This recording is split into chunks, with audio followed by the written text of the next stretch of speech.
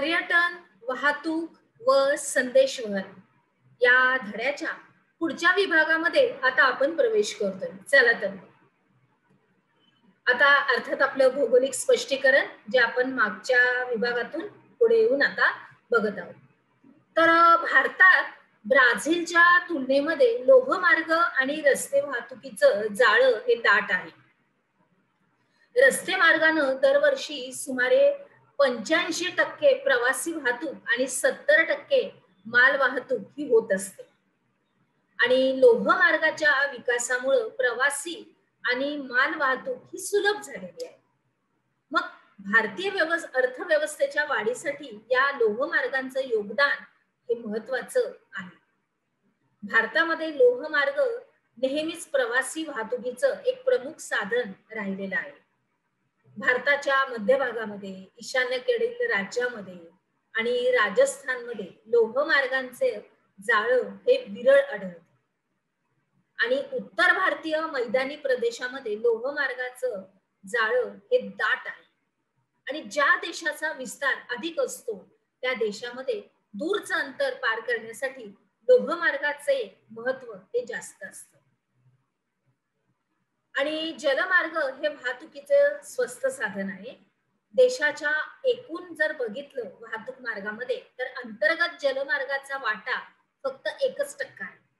मग यामध्ये नद्या आहेत, कालवे आहेत, खाड्या आहेत आणि जलसाठे इत्यादींचा समावेश होतो. आणि आंतरराष्ट्रीय व्यापारापैकी सुमारे 95% व्यापार हा सागरी मार्गाने होतो. आणि आंतरराष्ट्रीय व्यापाराशिवाय देशाचा मुख्य भूभाग आणि बेटांदरम्यान वाहतुकीसाठी जलमार्गाचा उपयोग होतो. आणि ब्राझीलच्या जर तुलनेमध्ये बघितलं तर भारतामध्ये आंतरराष्ट्रीय हवाई वाहतूक ही जास्त विकसित झालेली आहे. आणि देशातली तसेच अंतर्गत हवाई मार्गाचा वापरही हा वाढत आहे. त्याच्यानंतर पुढे बघूया करून पहा या अंतर्गत तुम्हाला माहित आहेच की ब्राझीलचा रेखावृत्तीय विस्तार हा जास्त आहे.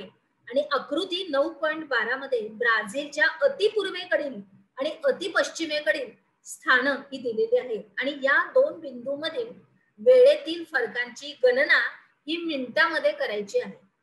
तर इथं त्याच्याप्रमाणे आपल्याला ब्राझीलची प्रमाण वेळ दिलेली आहे आणि ती मिनिटांमध्ये आपल्याला लिहायची आहे. आपल्या वहीमध्ये ती व्यवस्थित तुम्ही नमूद करायचे. इथं संपूर्णपणे आराखडा आकृती दिलेली आहे. आपल्या पाठ्यपुस्तकामध्ये पण आहे, आपल्या उपक्रमामध्ये पण आहे. बरोबर. चला तर पुढे जाऊया. आता अतिपश्चिमेकडील नासेंटे दो रिया मोआ हे ठिकाण अक्रे राज्यात असून त्याचं स्थान 7°32 दक्षिण अक्षांश 73° पश्चिम रेखांशावर आहे. आणि अतिपूर्वेकडील पोंटो दो सेक्सास हे पैरेबा राज्यातलं ठिकाण 7° दक्षिण अक्षांश आणि 34° पश्चिम रेखांशावर आहे. आता 9.12 नकाशाचा अभ्यास करायचा आहे आणि खालील प्रश्नांची उत्तरं लिहायची.